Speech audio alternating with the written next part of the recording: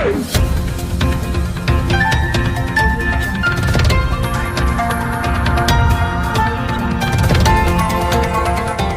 देख रहे हैं मगरा न्यूज राजस्थान, खबरें सबसे तेज।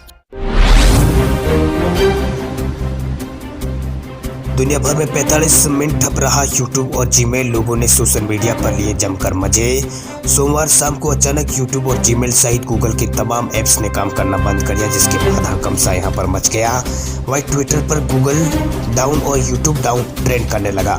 वहीं कई लोगों ने गूगल के ऐप्स डाउन होने की शिकायत ट्वीट की। दुनिया भर में करोड़ों लोग इन सेवाओं का इस्तेमाल निजी और कारोबारी कामकाज के लिए करते हैं।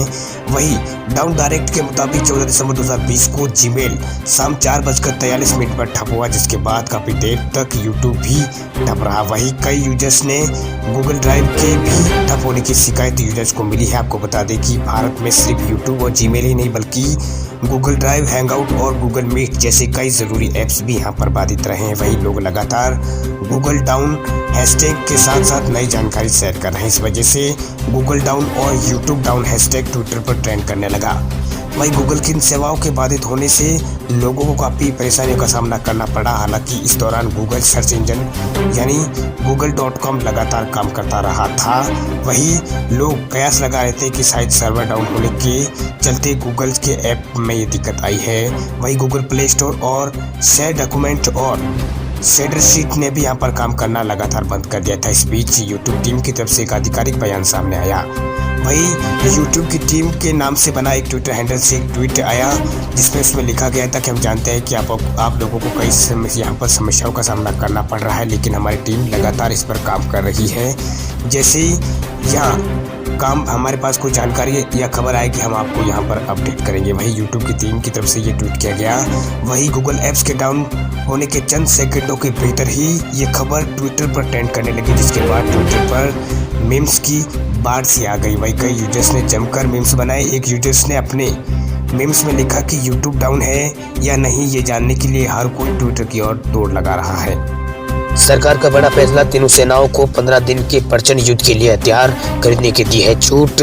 चीन की चालबाजी से निपटने के लिए केंद्र सरकार ने एक बड़ा कदम उठाया है। सरकार ने एक अहम फैसला लेते हुए दुश्मन की कमर तोड़ने के लिए तीनों सेनाओं को बड़ी छूट दी है। नए फैसले के तहत तीनों सेनाओं को 15 दिन के युद्ध के लिए तैयार हथियार और गोला बारूद स्टॉक करने के लिए कहा है। वही तीनों सेनाएं सिर्फ पहले 10 दिनों का यहाँ पर गोला बारूद स्टॉक करती थी। इसके अलावा देश और विदेश से भी 50,000 करोड़ रुपए के हथियार खरीदने की बड़ी योजना है। आशंका जताई जा रही है कि भारत और चीन की सैन्य आवादन युद्ध की राह पर बढ़ सकती है और चीन के अड़ियल रवैये के बाद अब वैसा होता ही दिख रहा है। मुमकिन है कि इसलिए तीनों सेनाओं को सरकार ने ये भी छूट दी है।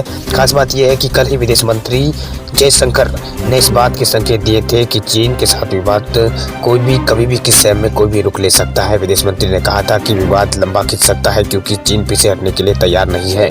वहीं चीन से जंग छिड़ी तो निश्चित है कि इस जंग में पाकिस्तान भी जिनपिंग की तरफ ही कूदेगा। वहीं लद्दाख विवाद जब शुरू हुआ था तब भी खबर आई थी कि चीनी के लड़ाकू विमान पाकिस्तान वायुसेना और हवाई अड्डे का इस्तेमाल करने के लिए अभ्यास कर रहे हैं। इसलिए भी भारत ज़्यादा से ज़्यादा हथियार जुटा रहा है ताकि दोनों मोर्चों पर एक साथ लड़ा जा सके। देश भर में 1 जनवरी से चेक से पेमेंट पर लागू हो जाएंगे नए नियम।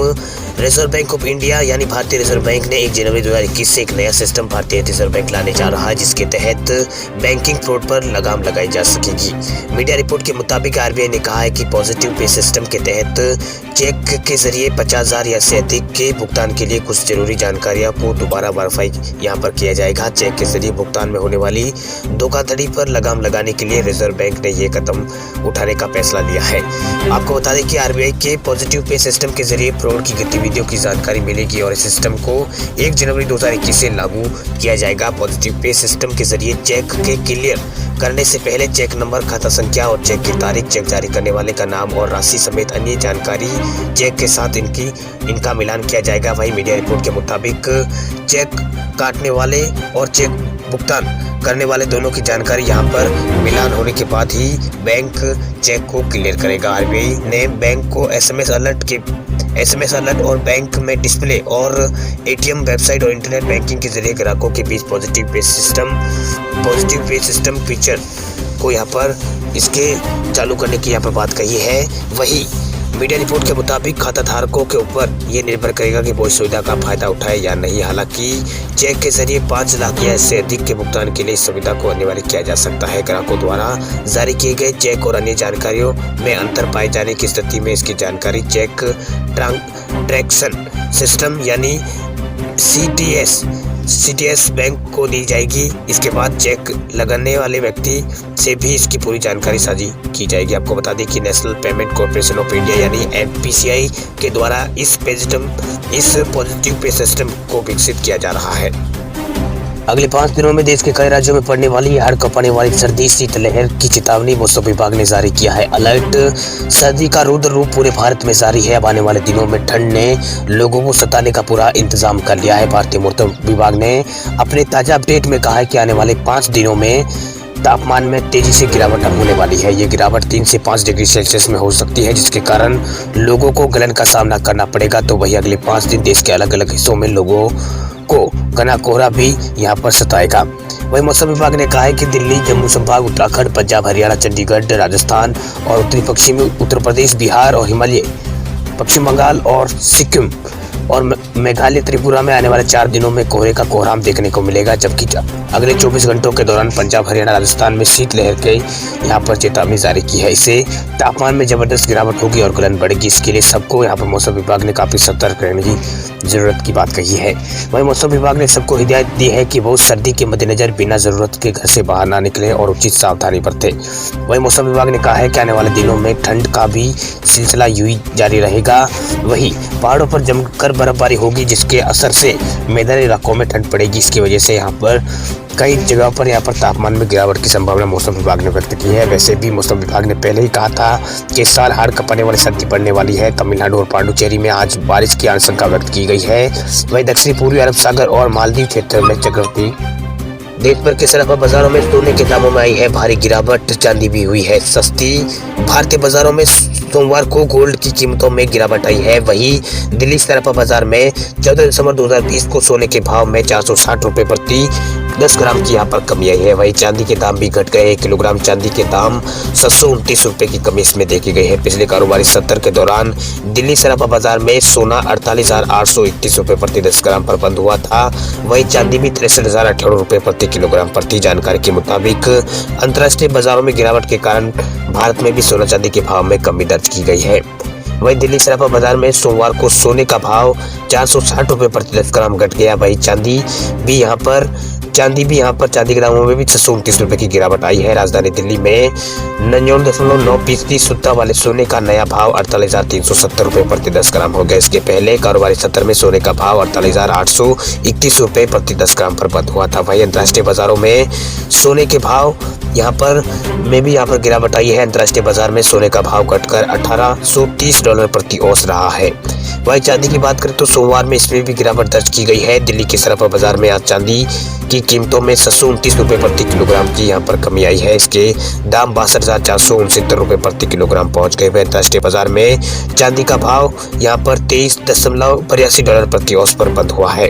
वहीं HDFC सिक्योरिटीज के सीनियर एनालिस्ट तपन पटेल ने बताया है कि सोमवार को डॉलर के मुकाबले रुपए में 5% की मजबूती दर्ज की गई है। वहीं सोना चांदी की अंतर्राष्ट्रीय कीमतों में भी कमी बने रहने के असर से भारतीय बाजारों में सोना चांदी की कीमतों में गिरावट आई है। अब बात करें देश भर के कोरोना आंकड़ों की तो 7 दिनों में दूसरी बार भारत में आए हैं 30,000 से भी कम केस। 24 घंटों में भारत में 31,000 लोग हुए हैं ठीक। 336 लोगों की हुई है मौत। देश में कोरोना संक्रमितों का आंकड़ा लगभग 1 करोड़ के पास पहुंचने ही वाला है। यहाँ लगातार 15 दिनों से 40,000 से कम कोरोना पॉजिटिव केस सामने आ रहे हैं। वहीं 7 दिनों में दूसरी बार 30,000 से कम केस यहाँ पर दर्ज किए गए हैं।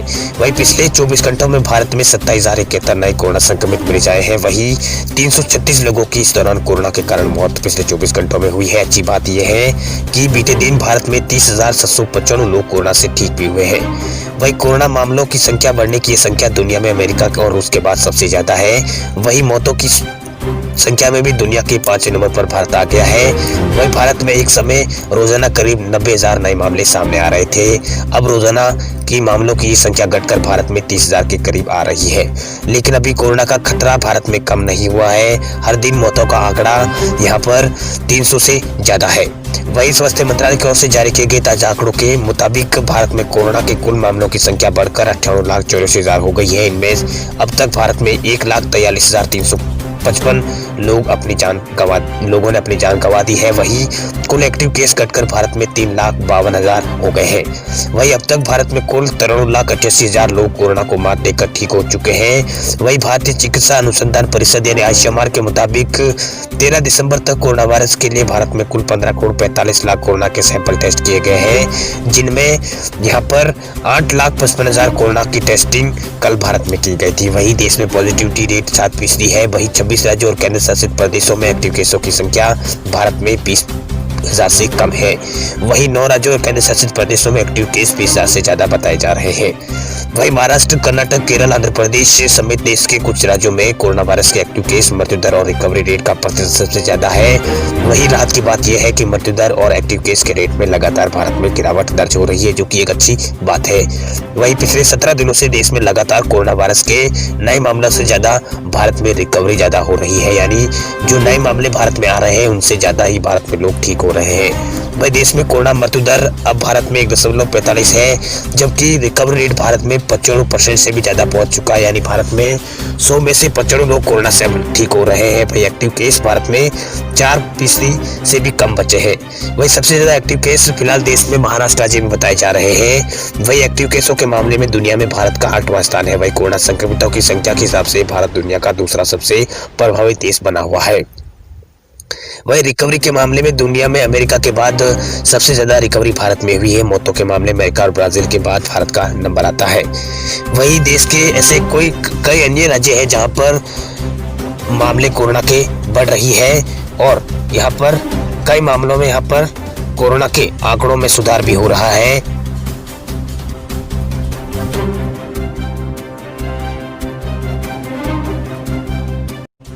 खबरों की दुनिया में आइए हमारे साथ कहीं भी और कभी भी जुड़िए। हम मिलेंगे फेसबुक पर, हम दिखेंगे यूट्यूब पर, हमें फॉलो कीजिए ट्विटर पर। देश प्रदेश की ताजा तरीन खबरों के लिए मगरा न्यूज राजस्थान के यूट्यूब चैनल को सब्सक्राइब कीजिए और साथ में घंटी का निशान दबाइए।